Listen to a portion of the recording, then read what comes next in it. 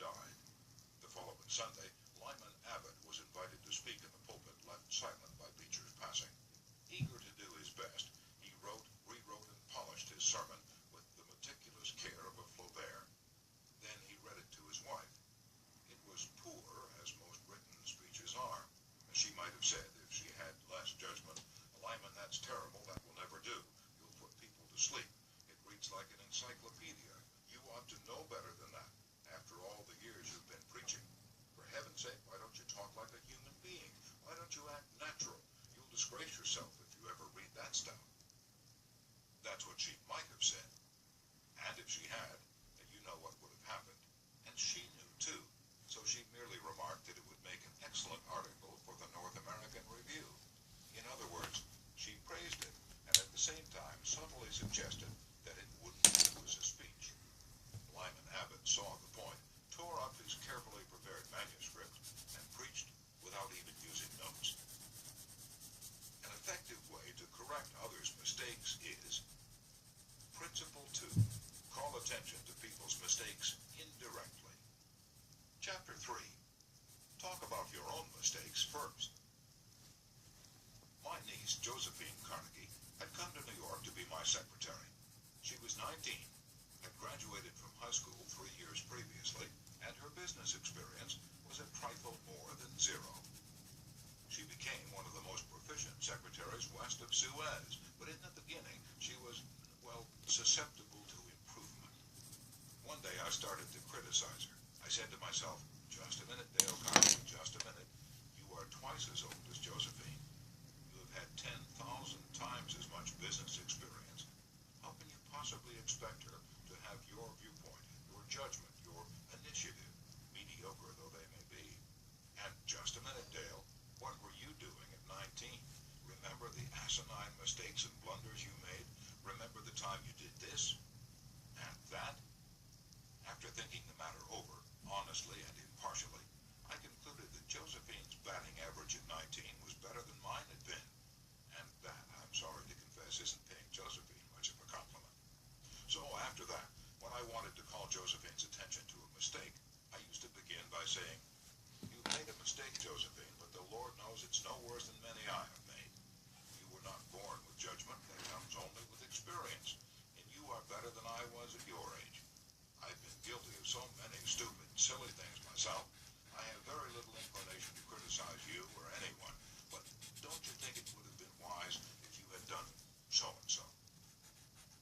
It isn't nearly so difficult to listen to a recital of your faults if the person criticizing begins by humbly admitting that he, too, is far from impeccable. E.G. Dillistone, an engineer in Brandon, Manitoba, Canada, was having problems with his new secretary. Letters he dictated were coming to his desk for signature with 2 or 3 spelling mistakes per page. Mr. Dillistone reported how he handled this. Like many engineers, I've not been noted for my excellent English or spelling. For years, I've kept a little black thumb-indexed book for words I had trouble spelling. When it became apparent that merely pointing out the errors was not going to cause my secretary to do more proofreading and dictionary work, I resolved to take another approach. When the next letter came to my attention that had errors in it, I sat down with the typist and I said, somehow this word doesn't look right. It's one of the words I've always had trouble with. That's the reason I started this little spelling book of mine. I opened the book to the appropriate page. Yes, here it is.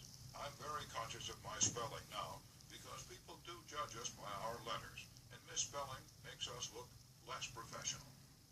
I don't know whether she copied my system or not, but since that conversation, her frequency of spelling errors has been significantly reduced. The polished Prince Bernhard von Bülow learned the sharp necessity of doing this back in 1909. Von Bülow was then the Imperial Chancellor of Germany, and on the throne sat Wilhelm II. Wilhelm the haughty, Wilhelm the arrogant, Wilhelm the last of the German Kaisers, building an army and navy that he boasted was their weight in wildcats. Then an astonishing thing happened. The Kaiser said things, incredible things, things that rocked the continent and started a series of explosions heard around the world. To make matters infinitely worse, the Kaiser made silly, egotistical, absurd absurd announcements in public. He made them while he was a guest in England, and he gave his royal permission to have them printed in the Daily Telegraph. For example, he declared that he was the only German who felt friendly toward the English, that he was constructing a navy against the menace of Japan, that he and he alone had saved England from being humbled in the dust by Russia and France, that it had been his campaign plan that enabled England's Lord Roberts to defeat the Boers in South Africa, and so on. No other such amazing words had ever fallen from the lips of a European king in peacetime within 100 years. The entire continent buzzed with the fury of a hornet's nest. England was incensed. German statesmen were aghast. And in the midst of all this consternation, the Kaiser became panicky and suggested to Prince von Bülow, the imperial chancellor, that he take the blame. Yes, he wanted von Bülow to announce that it was all his responsibility, that he had advised his monarch to say these incredible things. But, Your Majesty, von Bülow protested, it seems to me utterly impossible that anybody, either in Germany or England, could suppose me capable of having advised Your Majesty to say such things. The moment those words were out of von Bülow's mouth, he realized he'd made a grave mistake. The Kaiser blew up. You consider me a donkey, he shouted, capable of blunders you yourself could never have committed. Von Bülow knew that he ought to have praised before he condemned, but since that was too late, he did the next best thing. He praised after he'd criticized, and it worked a miracle. I am far from suggesting that, he answered respectfully. Your Majesty surpasses me in many respects, not only, of course, in naval and military knowledge, but above all in natural science. I have often listened in admiration when Your Majesty explained the barometer, or wireless telegraphy, or the Röntgen rays. I am shamefully ignorant of all branches of natural science, have no notion of chemistry, of physics, and am quite incapable of explaining the simplest of natural phenomena. But, von Bülow continued, in compensation, I possess some historical knowledge, and perhaps certain qualities useful in politics, especially diplomacy. The Kaiser beamed. Von Bülow had praised him. Von Bülow had exalted him and humbled himself. The Kaiser couldn't forgive anything after that. Haven't I always told you, he exclaimed with enthusiasm, that we complete one another famously? We should stick together, and we will. He shook hands with von Bülow, not once, but several times. And later in the day, he waxed so enthusiastic that he exclaimed with doubled fists, if anyone says anything to me against Prince von Bülow, I shall punch him in the nose.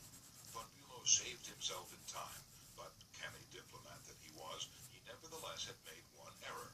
He should have begun by talking about his own shortcomings and Wilhelm's superiority, not by intimating that the Kaiser was a half-wit in need of a guardian.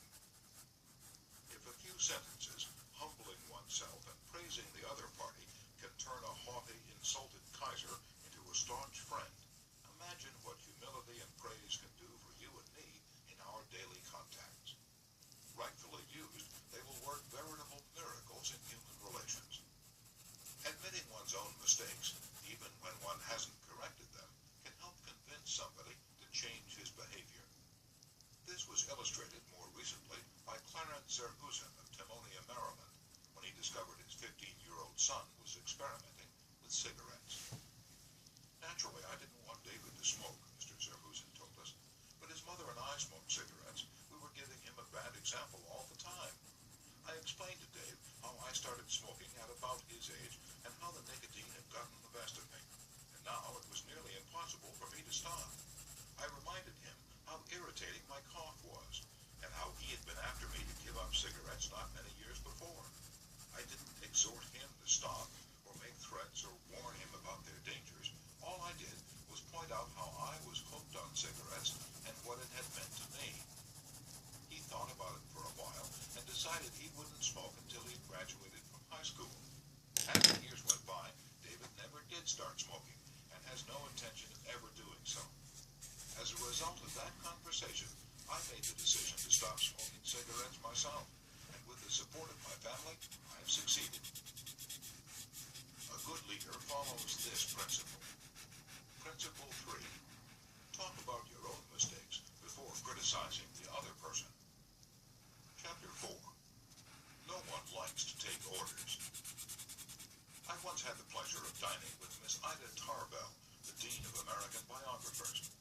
When I told her I was writing this book, we began discussing this all-important subject of getting along with people, and she told me that while she was writing her biography of Owen D. Young, she interviewed a man who had sat for 3 years in the same office with Mr. Young.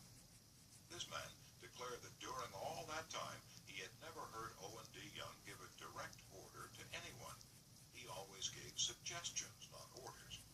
Owen D. Young never said, for example, do this or do that, or don't do this, don't do that. He would say, you might consider this, or do you think that would work? Frequently he would say, after he had dictated a letter, what do you think of this?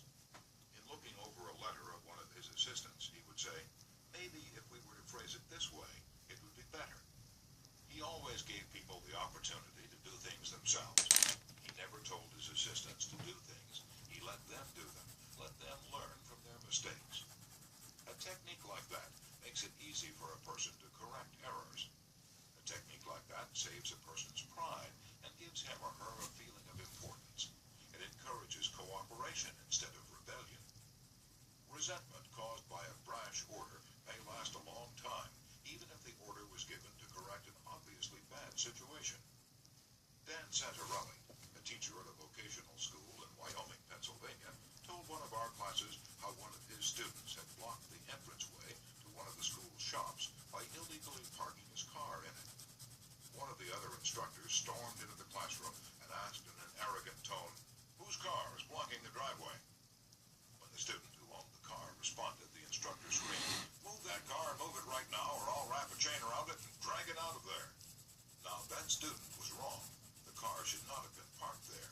But from that day on, not only did that student resent the instructor's action, but all the students in the class did everything they could to give the instructor a hard time and make his job unpleasant. How could he have handled it differently if he had asked in a friendly way, whose car's in the driveway, and then suggested that if it were moved, other cars could get in and out? The student would have gladly moved it, and neither he nor his classmates would have been upset and resentful. Asking questions not only makes an order more palatable, it often stimulates the creativity of the persons who you ask. People are more likely to accept an order if they have had a part in the decision that caused the order to be issued. When Ian MacDonald of Johannesburg, South Africa, the general manager of a small manufacturing plant specializing in precision machine parts, had the opportunity to accept a very large order, he was convinced that he would not meet the promised delivery date. The work already scheduled in the shop and the short completion time needed for this order made it seem impossible for him to accept the order. Instead of pushing his people to accelerate their work and rush the order through, he called everybody together, explained the situation to them, and told them how much it would mean to the company and to them if they could make it possible to produce the order on time. Then he started asking questions. Is there anything we can do to handle this order? Can anyone think of different ways to process it through the shop that will make it possible to take the order? Is there any way to adjust our hours or personnel assignments that would help? The employees came up with many ideas and insisted that he take the order. They approached it with a we can do it attitude, and the order was accepted, produced, and delivered on time. An effective leader will use Principle 4. Ask questions instead of giving direct orders. Chapter 5. Let the other person save face. Years ago, the General Electric Company was faced with the delicate task of removing Charles Steinmetz from the head of the department. Steinmetz, a genius of the first magnitude when it came to electricity, was a failure as the head of the calculating department. Yet the company didn't dare offend the man. He was indispensable and highly sensitive. So they gave him a new title. They made him Consulting Engineer of the General Electric Company, a new title for work he was already doing, and let someone else head up the department. Steinmetz was happy. So were the officers of GE. They had gently maneuvered their most temperamental star, and they had done it without a storm, letting him save face. Letting one save face, how important, vitally important that is. And how few of us ever stop to think of it. We ride roughshod over the feelings of others, getting our own way, finding fault, threats, criticizing a child or an employee